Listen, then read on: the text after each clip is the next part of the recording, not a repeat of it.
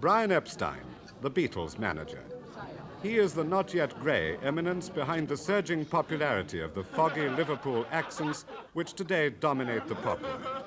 In a little more than 12 months, they've made for him one of the fastest fortunes in show business. Artists credit him with a unique judgment of what will be a hit and who will make it. Nearly all of them earn more than the Prime Minister. The underground movement that began in smoky Liverpool cellars has burst to the surface in a money-spinning bonanza which Epstein personally controls. In addition to the Beatles, he now has a whole squad of successful pop singers who acknowledge that it's he who's pushed them to the front. Among them, Jerry and the Pacemakers. Can I talk to you about Brian Epstein? Oh, certainly, yes. What's he mean to you as Brian? your manager?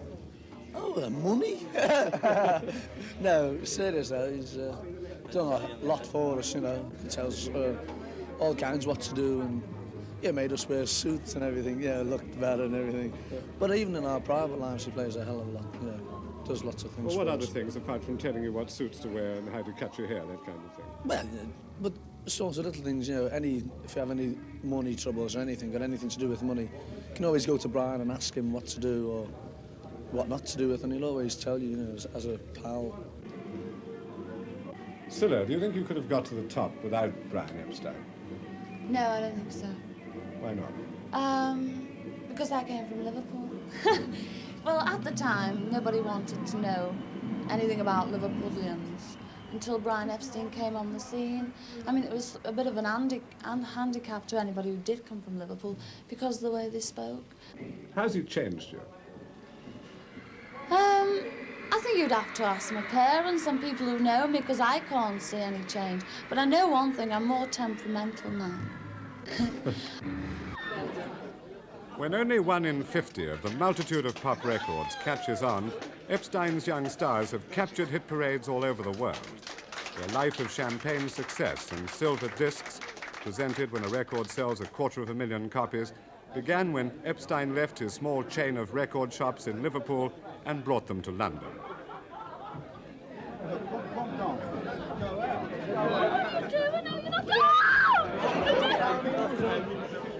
He himself doesn't seem part of this world, and yet he's genuinely absorbed by young people and young enthusiasms, which most abandon by the time they're 20.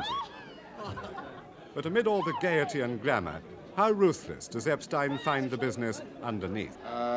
It depends. In certain parts it is. I think in the sort of the buying and selling side, the agenting side, and that kind of thing, that I wouldn't say it was ruthless. I'd say the competition was very, very keen.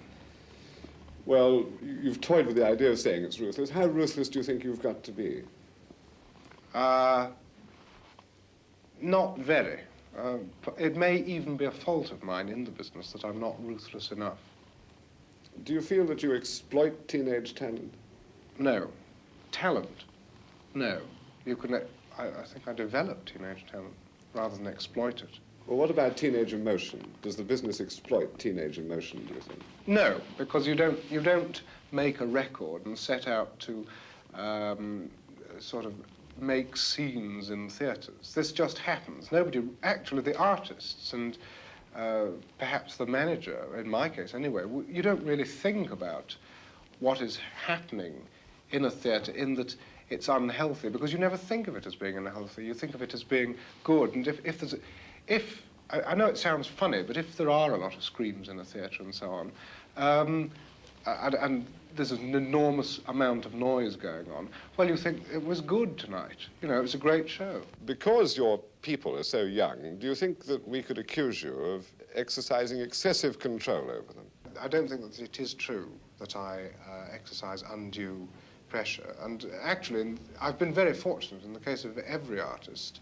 They have bettered themselves as a result of having signed such an agreement. I'm not going to say that I would do it for everyone, but it's turned out well in all cases. But when you signed and launched the Beatles, did you know, for example, or suspect that they might gross, as we believe they have, 5 million in 12 months? I wouldn't have said that because I didn't think in terms of money, really. But I would have said that they would have been one of the biggest, if not the biggest, theatrical attraction in the world.